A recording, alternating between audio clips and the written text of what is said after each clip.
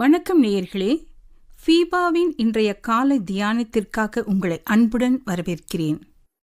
FIBA நேயர்களுக்கு அன்பின் வாழ்த்துக்களை தெரிவித்துக் கொள்கிறேன். இந்த நாளிலும் லூக்கா எழுதின சுவிசேஷம் 1வது அதிகாரம் முதல் 10 வசனங்களில் இருந்து நாம் கர்த்தருடைய வார்த்தையை தியானிக்க இருக்கிறோம்.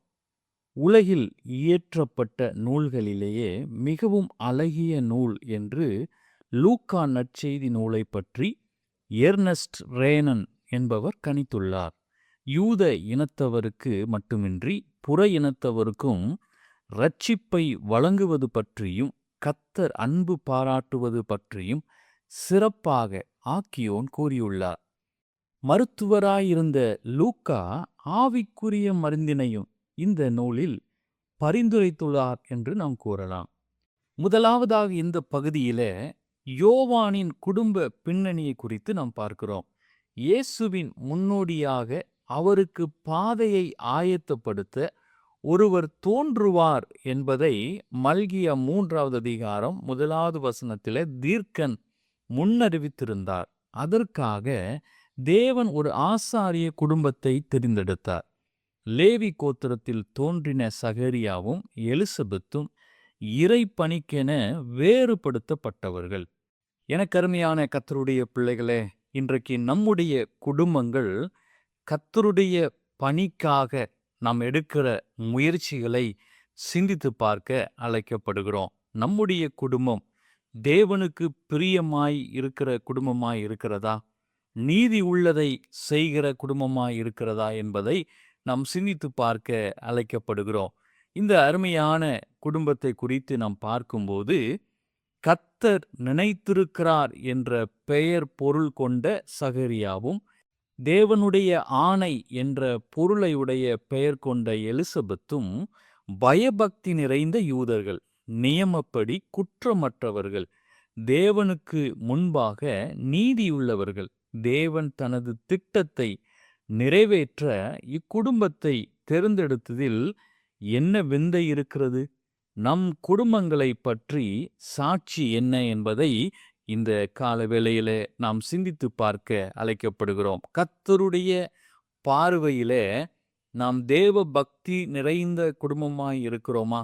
நீதி உள்ளவர்களாய் இருக்கிறோமா? கர்த்தருடைய திட்டத்தை நம்மை நம்பி கொடுக்கக்கூடிய அளவிற்கு நாம் தேவனுக்கு பிரியமான ஒரு குடும்பமாய் நாம் வாழ்கிறோமா என்பதை நாம் சிந்தித்து பார்க்க அழைக்கப்படுகிறோம். ஆனால் இந்த குடும்பத்தை பொறுத்தவரை அந்த குடும்பத்தில் இருந்த கசப்பான காரியங்கள் உண்டு. குறைவற்ற பரிசுத்த வாழ்வு நிறைந்த இந்த குடும்பத்துல ஒரு ஆசீர்வாத குறைவு இருந்தது. குடும்ப வாழ்விலே அவர்களுக்கு ஒரு குறை காணப்பட்டது. காலங்கள் கடந்து சென்று இருவரும் முதுமை நிலை அடைந்தவர்கள். இந்த சூழ்நிலையிலும் முறுமுறுப்போ தேவனை குறை கூறவோ செய்யாமல் தங்கள் சோதனையை சகித்து பொறுமையுடன் காத்திருந்தனர். நிச்சயமாகவே முடிவு உண்டு.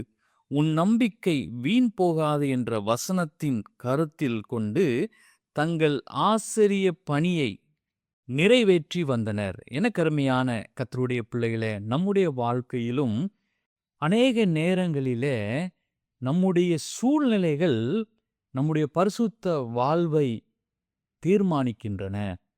சூழ்நிலைகள் நமக்கு சாதகமாய் இருக்கும்போது, நாம் விரும்புகிற வண்ணம் நம்முடைய சூழ்நிலைகள், நாம் எதிர்பார்க்கிற நன்மைகள், நம்முடைய வாழ்க்கையில ஆசீர்வாதங்கள் நிறைவேறும்போது நாம் பரிசுத்தமாய் ஆண்டவருக்கு பிரியமாய் வாழ்வதற்கு நாம் முயற்சி பண்ணுகிறோம். ஆனால் சூழ்நிலைகள் நமக்கு விரோதமாய் இருக்கும்போது, ஒரு கசப்பான அனுபவத்தினூடாய் நாம் கடந்து செல்லும்போது, வேதனைகளூடாய் பாடுகளூடாய் நாம் கடந்து செல்லும்போது, நாம் கர்த்தருடைய அந்த பணியை செய்வதற்கு, பரிசுத்தமாய் வாழ்வதற்கு, கர்த்தருடைய பணியை நம்முடைய குடும்பத்தின் மூலமாய் நிறைவேற்றுவதற்கு முயற்சி செய்து கொண்டிருக்கிறோமா என்பதை நாம் சிந்தித்து பார்க்க அழைக்கப்படுகிறோம்.